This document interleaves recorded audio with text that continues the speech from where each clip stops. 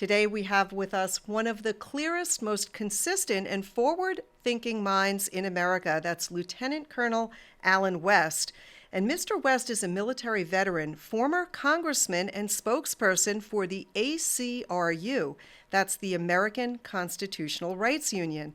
He has been an unflinching defender of American rights, from speech and worship to the Second Amendment and other bedrock principles. Lieutenant Colonel, it is such a pleasure to have you with us here. Thank you for joining us. Welcome to the show. It's my honor to be with you, Rebecca, and to be back with you. So thanks so much. Well, I'm real excited because I want to talk about this exciting partnership between the American Constitutional Rights Union, the ACRU, and AMAC. And this, I think, is so important. If you could tell our listeners about the ACRU, your mission and goals, and the great work that you're doing to protect vulnerable voters in America. Sure. Well, the American Constitutional Rights Union, ACRU, was founded about 25, 26 years ago. The founding board member was Ronald Reagan's Attorney General, Edwin Meese, and then also Robert Carlson, who was also in the Reagan administration. And what they really wanted to do was create a counterbalance to the American Civil Liberties Union, the ACLU, which is a more left of center, probably leftist organization. Because what we have to start doing as constitutional conservatives, we have to meet the left on this ideological battlefield and to be able to counter and to parry them in what they are seeking to do in pushing their ideological agenda and their ideological rights, as opposed to us standing up for what this country was founded upon, our constitutional rights, freedoms, and liberties.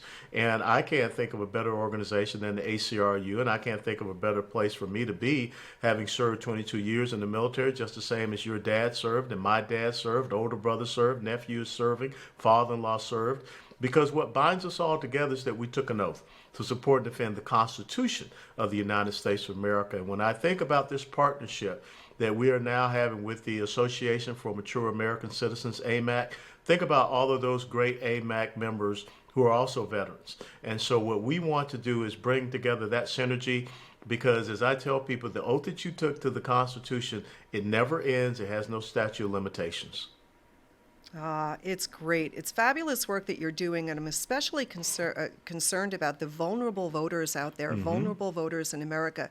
These are folks that are elderly, and we saw what happened. And I want you to share a little bit about what's been uncovered and about some of the resources that we can offer those listening. Because families, you've got to know that your loved ones could be, maybe, and are being approached, unfortunately, by leftist activists trying to really take their vote. So tell us a little bit about the project that is really focused on the vulnerable voters here in America. No, you're absolutely right. And they just recently had in the state of Wisconsin, one of their former Supreme Court justices there acting as a special counsel. And he looked into an investigation that was started by a sheriff up there into some very nefarious activities that were happening in senior living facilities, memory care centers. And it comes to find out that people that are in memory care centers, they voted 100%. I find that very unconscionable, people that are suffering, sadly, from dementia, Alzheimer's, things of this nature. And so what we came to understand is that people were actually going in and, registering these people and then also voting for these individuals. And this is something that we have not just seen in Wisconsin. We have seen that in Michigan. There was a case there. And down here in Texas, we had an individual that was brought up on over 100 counts of voter fraud relating to the abuse of seniors. And that's what this really is. This is abusing our seniors, and we should not allow that to happen. So what we have done at the ACRU is we have the protectvulnerablevoters.com, that program. We have the senior, the voting rights document that we can use, but we want to give these tools and resources to the sons and daughters out there, the aunts and uncles, whatever, to make sure that you're protecting your loved one that is in some of these facilities. As well, we are going out and sending letters to a lot of these facilities in the major states where you have large senior citizen populations, to let them know that we're watching, we're paying attention, we're alerting people to the fact that we don't want to see these nefarious activities. We don't want to see the abuse of seniors anymore when it comes to our election process. Yeah, it's so important. And I love the resources that you're providing. And we're trying to get those resources in everyone's hands, especially those who have loved ones that might be in a nursing home or senior facility. There's a hotline as well. So we're going to put that information up here on the screen along with a link. But that website, I believe, is the Center for Vulnerable Voters.org. .com. Dot com. Yes, ma'am. Thank you so much. And the hotline is there. You can find the hotline. We encourage you, if you see any nefarious activity occurring, if your loved one says someone came in and told them how to vote or registered that or filled out some sort of ballot, we want you to let us know about that. Give us a call. Those things need to be looked into. We've got to make sure that we're protecting our most vulnerable here in America. Thank you for all the great work you're doing there. That is so important. My pleasure. And, also when you talk about vulnerable voters, people don't like to look at it this way, but our military are also vulnerable. And a lot of these states are not mailing out the deployed absentee ballots on time. And so therefore it puts our deployed military members behind the power curve. So this was something that we dealt with when I was up on the House Armed Services Committee over a decade ago in Congress, and we still have these issues. So we got to make sure that if you have a loved one that's deployed, check with them and make sure that they did get their ballot at the right time. And if not, again, use that hotline to alert us to these type of things, because especially those people that stand on freedom's ramparts, we want to protect them as they protect us. Amen. Very well said, and so important. And you did spend more than 20 years of your life in the military, so you obviously love America. You put your life on the line for the rest of us. And today, the U.S. military really seems to be under enormous stress, not just tight budgets and external threats, but the idea of wokeness. And this really drives me crazy, because I see this as something very dangerous. How dangerous is this drift to wokeness, in your opinion? Well, it's incredibly dangerous. The Heritage Foundation just about 10 days ago put out their index on military readiness, our capability and capacity. And one of the things that the military is supposed to be able to do is to deal with 2 MRCs, and that means major regional conflicts. And the Heritage Foundation report found that we can't even deal with 1 major regional conflict. And this is at a time when we see the rise of our number 1 geopolitical foe, which is China. And at this time, China has a bigger navy than we have here in the United States of America. But yet, recently you saw where the Navy was sending out a video talking about the right pronouns to be used. The Air Force Academy chastising their cadets about not using mom and dad, and always checking with someone to make sure that you're using the right type of pronoun that they want to be addressed by. So we are decimating our military capability and capacity. We're creating all of these diversity, equity, and inclusion offices in the Department of Defense and all the rest of these service departments, instead of being focused on training and readiness and preparing our military to be able to go out and be an effective deterrent to the enemies that we see out there. And so just recently you saw where North Korea is right back to firing missiles all over the place, not just over Japan, but also down towards South Korea. So we have emboldened our enemies, being it China, Russia, North Korea, Iran as well. And right now we do not have that credible military force. And it's just amazing to me, Rebecca, what can happen in just 2 short years. And then on top of that, exactly right. And then on top of that, you think about the unconstitutional, unethical, illegal, and immoral vaccine mandate order that was passed down from the commander in chief. And look at how that's affecting our readiness. You're talking about getting rid of 20, 30, 40,000 members of our military at a time when we're not able to meet our recruiting and retention goals. And so the Army that I love so dearly, like I said, it goes back to my dad who served in the Army in World War II. We had to lower our end strength requirements because we can't meet our recruiting goals. That's not how we should have an operating military in America. But it goes back to these woke policies. It really is a shame. It's like our national security strategy is really focused on things like transgenderism and Marxist equity, more than they are about training and unity, cohesion, operating under pressure. So this is really important that you're emphasizing this, and you're a good voice, I think, on that topic for sure. Thank you so much, Colonel. Topics, they bleed together in today's politics, and the Biden White House and congressional Democrats seem to be making error after error every chance that they can. from Afghanistan and the border to our economy, but the economy is really outpacing a lot of issues in midterms. And this inflation monster is really eating up the life savings of Americans, especially seniors. Let me ask you, how serious is the economic crisis? And then do you think that our economic weakness created by the Biden administration affects our national security as well? Without a doubt, without a doubt. But I will tell you, first and foremost, I hate correcting the great Rebecca Weber, but I have to tell you that this is not an error. This is purposeful, is an intentional, everything that they're doing. This is a progressive, socialist, Marxist, statist, maybe even communist type of agenda. And they are more than happy to inflict this type of pain upon the American people. And you've heard them say that several times.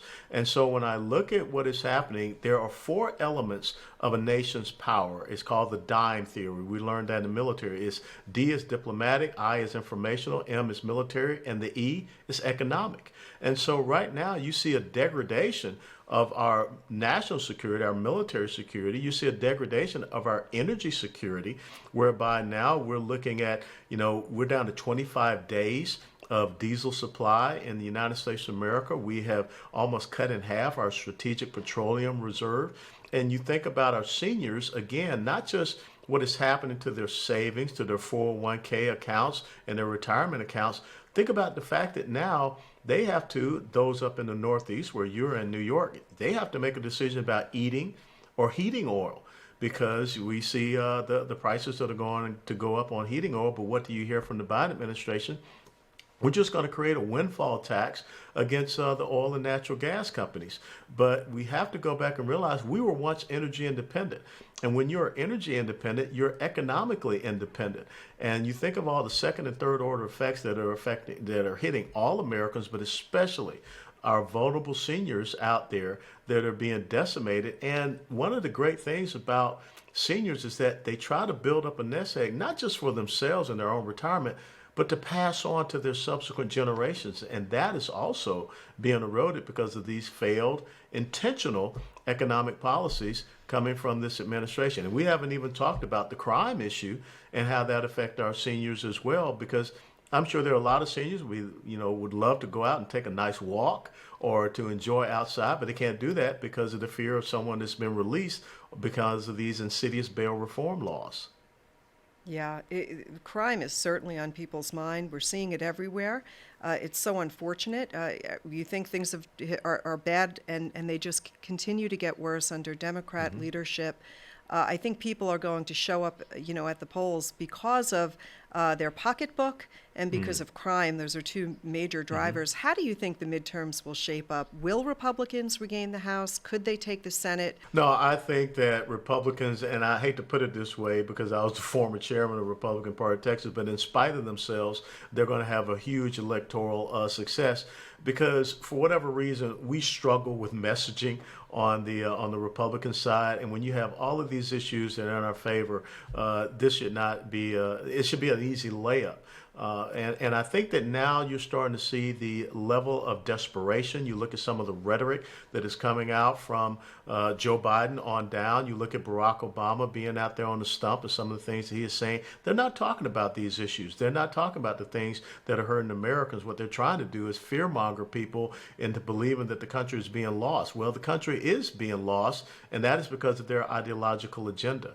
So I think that when you talk about restoring economic security, restoring energy security, you talk about restoring our national security, our border security, our local security because of crime. And then also another key issue out there is parental rights and educational freedom, because you just saw the recent report that talked about the decimation of the efficiency of our kids when it comes to reading and math. And look at, Randy Weingarten, and she's still out there on the stump, and she's trying to, push aside any responsibility for all the shutdowns that affected our kids. When you start talking about people's children, you really get their attention. And you mentioned all these woke policies, these drag queen shows all over the place, and then also these child gender modification surgeries, which is really mutilation surgeries that are being pushed across the United States of America. I think those are the issues that are really going to be driving people out. And grandparents, you got to get out there and make sure that you're protecting the future for your grandkids as well. Yeah.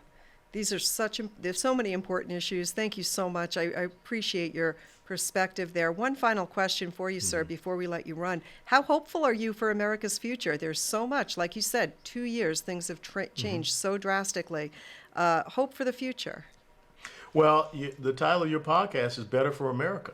And that's the thing that we have to be focused on. What are the better things for America? And I believe that, as Ronald Reagan once said, it's morning in America. We've been through some dark periods, and the sun is going to rise. And I always fall back to the saying of Sir Winston Churchill when he said that you can always expect Americans to do what is right after they've tried everything else. So we've tried this leftism thing. It is not working. People are seeing that. They understood where they were just 2 years ago, and they want to see us get back to our fundamentals. I'm a college football nut, and I'm a graduate of the University of Tennessee, so I'm pretty happy that we're number one in the nation right now. But football is all about fundamentals, and that's blocking and tackling. And there are some basic fundamentals about how you operate a constitutional republic. And number one is the rule of law and the adherence to it and the respect of individual rights, freedoms, and liberties. And that's what we're going to get back to. Amen. Lieutenant Colonel Alan West, what a pleasure to have you here with me today. Thank you for all that you are doing. Thank you so much, and I'm a proud lifetime member of AMAC, and anywhere that I can be used to further AMAC, and of course this partnership that we have between AMAC and ACRU, and bringing in our Committee to Support and Defend, which is a constitutional conservative veterans group. I think that's why we're going to have a better America ahead for us. Amen. Thank you so much. I look forward to having you back with me. We won't wait too long. You're a wonderful guest, a great friend of AMAC. Thank you again, sir. Thank you, Rebecca. Have a great one. And to all of you out there listening today, thank you so much. If you enjoyed this episode, you can listen to more just like it. Head to our YouTube channel or visit us at bfapodcast.us. You can also listen to us on iTunes, Spotify, or by downloading our free AMAC News app. And don't forget to follow us whenever you're on social media. Until next time, I'm Rebecca Weber. This is your podcast, Better for America. Thanks for being here. God bless you. Have a wonderful evening.